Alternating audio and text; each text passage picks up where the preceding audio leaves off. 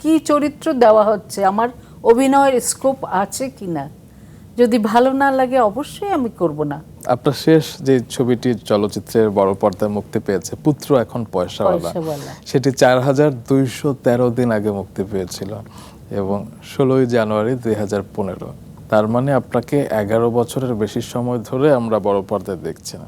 আপনি আজকে বলুন তো, যে আপনার কাছে মনের মতো স্ক্রিপ্ট আসে না, নাকি আপনি এই সময় নির্মাতাদের সাথে আসলে সেভাবে মানিয়ে নিতে পারছেন না, তাদের অ্যাপ্রোচ কিংবা অন্য কিছু? কথাটা ঠিক মানে তারা ঠিকভাবে অ্যাপ্রোচ হয়তো করছে না কিনা না, কিন্তু হয়তো আমি বলেছি যে আসেন আমি গল্পটা শুনি, কিন্তু আমি শুনে দেখেছি এই ছবিটি আমার করা উচিত নয়।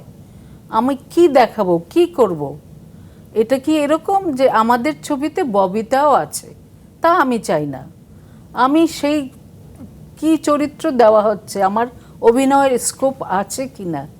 যদি ভালো না লাগে অবশ্যই আমি করব না, তার থেকে না করেই বসে থাকবো, কিন্তু আমি করব না তা। চমৎকার।